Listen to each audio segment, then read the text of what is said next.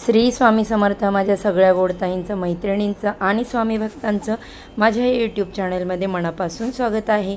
आजचा दिवस तुम्हाला सुखाचा, समाधानाचा, आनंदाचा आणि भरभराटीचा जावो हीच महाराजांच्या चरणी प्रार्थना करते आणि आपल्या याच्या नवीन व्हिडिओला सुरुवात करते। आई तुळजाभवानीच्या पायामध्ये जोडवे का नाही? सुवासिनीचे जोडवे हा अलंकार देवीने का धारण केला नाही? तुळजाभवानीच्या पायात जोडवी नाही।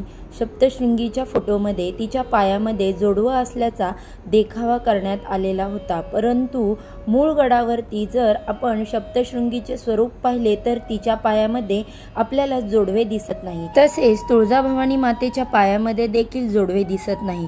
कोल्हापूर निवासिनी महालक्ष्मीच्या बोटांमध्ये सुद्धा आपल्याला जोडवे दिसत नाही।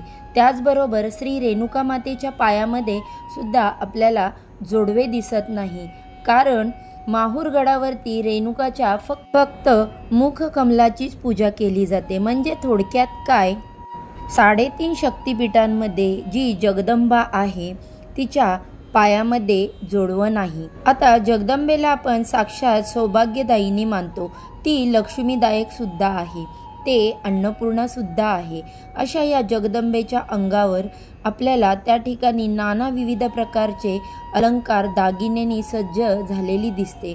गळ्यामध्ये गळसर आहे, दानपट्ट्याचा हार आहे, त्या ठिकाणी असणारा मोतीहार आहे, चंद्रहार आहे, कोल्हापुरी साज आहे, नाना प्रकारचे प्राचीन आणि विविध असे नक्षीकाम करून घडवलेले दागिने देवीला घातले जातात।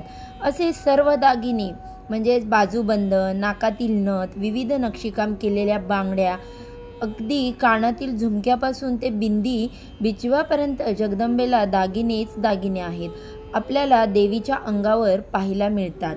अक्षरशः दागिने परत परत घातलेले आपल्याला त्या ठिकाणी दिसतात। एक दागिना हा 2-2 वेळा घालण्यात येतो। एवढे भरभक्कम आणि भरपूर असे दागिने देवीला घातले जातात। मग देवीला जोडवं का नाही घातलं जात? यामागे काय कारण आहे? काय जगदंबेने केलेले?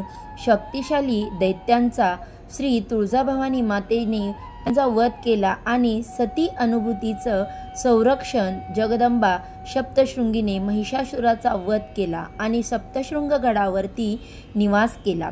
महालक्ष्मीने त्या ठिकाणी असणाऱ्या कोल्हासुराचा वध केला, तर श्री रेणुका जगदंबेने परशुरामाच्या हस्ते सहस्त्रार्जुन नावाच्या राजाचा वध घडवून आणला। अशा प्रकारे देवींच्या विविध रूपांनी सृष्टीच्या रक्षणासाठी दैत्यांचा व दानवांचा वध घडवून आणला आहे। याचे आपल्याला प्रामुख्याने दर्शन घडतं ते जगदंबेच्या महिषासुरमर्दिनी किंवा दैत्यमर्दिनी या स्वरूपाच्या।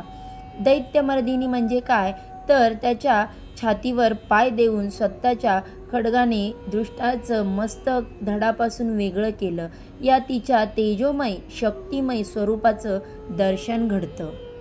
जी स्त्री सुवासिनी स्वतःच्या पतीच्या लज्जेत पतिव्रता धर्माचे, पतिधर्माचे प्रतीक म्हणून स्वतःच्या पायामध्ये जोडवे धारण करतात, त्यांचं कारण म्हणजे स्त्रीचा पाय कुठेही वाकडा जाऊ नये, तिच्या पायाने कुठल्याही वाकड्या वाईट मार्गाला जाऊ नये, तिने वाईट मार्गाला पकडू नये, तिने आपल्या पतीप्रती प्रेम, आदर, सन्मान आणि घराण्याची प्रतिष्ठा जपली पाहिजे। थोडक्यात काय, तर स्त्रीने स्वतःच्या सती धर्माचे रक्षण करावे। प्रसंगी प्राणार्पण केले तरी चालतील, पण पतिव्रता धर्माचे पालन करणे आवश्यक आहे। स्वतःच्या सतीत्वाचे स्वतःच्या पतिव्रता धर्माचे रक्षण तिने करावं आणि वाईट मार्गावरती पाऊल टाकू नये, अनिष्ट कार्य करू नये, त्यामुळे तिच्या पतीची प्रतिष्ठा धुळीस मिळेल। प्रत्येक स्त्रीने हे लक्षात ठेवून वाईट मार्गावरती आपल्याला जायचं नाही याची ओळख तिला तिच्या पतीच्या रूपाने राहावी म्हणून पायाच्या बोटांमध्ये जोडवे घालण्याची प्रथा रूढ झाली आहे। म्हणजेच उजव्या पायातील जोडवे शिवस्वरूपी पती, तर डाव्या पायातील जोडवे शक्ती स्वरूपी पत्नीचे प्रतीक आहे। पती पत्नीच्या प्रेमी युगलांचे आणि अतूट बंधन हे दोघांना नात्यात बांधून ठेवते।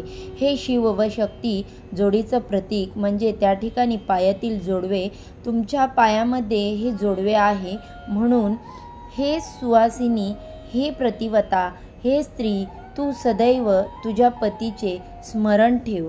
आणि थोडक्यात म्हणजे काय, एक प्रकारे पतीच्या नात्याची आगळीक, पतीच्या नात्याचं बंधन हे जोडव्यामुळे स्त्रीला प्राप्त होते. त्यामुळे असं म्हणतात की एखाद्या स्त्रीचा पती वारल्यानंतर महिलेने पायामध्ये जोडवे घालू नये, कारण त्या ठिकाणी शिवस्वरूपी तिच्या पतीचा त्या ठिकाणी अंत झालेला असतो. त्या ठिकाणी जी पतिव्रतेची तिची त्या ठिकाणाची रेषा होती ती पुसलेली असते व अशा स्त्रीच्या पायामध्ये जोडव्याला अर्थ राहत नाही.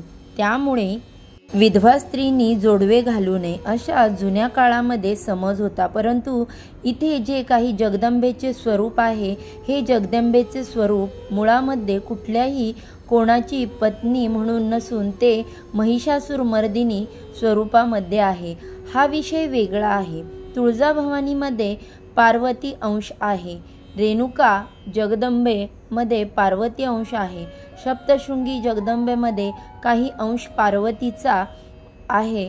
पण जरी पार्वतीचा अंश असला तरीही जगदंबेची उत्पत्ती ही सर्व देवदेवतांच्या एकत्रित शक्तीपासून झालेली आहे. जर आपण दुर्गा सप्तशती वाचली तर दुर्गा सप्तशतीच्या मध्यम चरित्रामध्ये वर्णन येतं की ब्रह्मा, विष्णू आणि महेश आणि इतर सर्व देवी देवता या सर्वांचे आत्मशक्ती एका ठिकाणी एकत्र झाली आणि या आत्मशक्तीपासून त्या ठिकाणी पर्वतासारखा जाळ निर्माण झाला, अग्नी उत्पन्न झाला आणि या अग्नीने एक नारीचे स्वरूप धारण केले आणि सर्व पुरुष देवतांचे एकत्रित शक्तीपासून झालेली आहे आणि तिने महिषासुराचा वध केलेला आहे. अशा सृष्टीला त्रास देणाऱ्या खूप दैत्यांचा वध तिने केलेला आहे. म्हणजेच काय, जिने एखाद्या मर्दाप्रमाणे हरवून त्या मर्दावरती छातीवरती पाय देणारी मर्दिनी, मर्दाची मर्दिनी म्हणजेच मर्दापेक्षा सुद्धा कणभर ताकद शिल्लक ती ठेवणारी जगदंबा. मग तुम्ही सांगा, अशा या कणकर स्वरूपाच्या पायामध्ये जर जोडवे असते तर जोडवे कुठेतरी आड आले असते. म्हणूनच यामागचे हेच कारण आहे, आई तुळजाभवानीच्या पायामध्ये जोडवे घातलेले नाही. तर आजचा हा व्हिडिओ किंवा या व्हिडिओमध्ये मी जी तुम्हाला माहिती सांगितली ती जर तुम्हाला आवडली असेल, व्हिडिओ थोडा जरी आवडला असेल तर व्हिडिओला लाईक करा. चॅनलवरती जर पहिल्यांदा आला असेल तर चॅनलला सबस्क्राईब करा. तसेच बाजूला असणारे बेल आयकॉन देखील क्लिक करा, ज्यामुळे जेव्हा पण मी माझ्या चॅनलवरती नवीन व्हिडिओ अपलोड करेन त्याचे नोटिफिकेशन अगदी सहजपणे तुम्हाला मिळेल आणि तुम्ही एक पण व्हिडिओ मिस करणार नाही. चला तर आजचा व्हिडिओ इथेच संपवते. उद्या अशाच छानशा माहितीसोबत पुन्हा नव्याने भेटूया. सर्वांना श्री स्वामी समर्थ. आई तुळजाभवानीचा उदो उदो.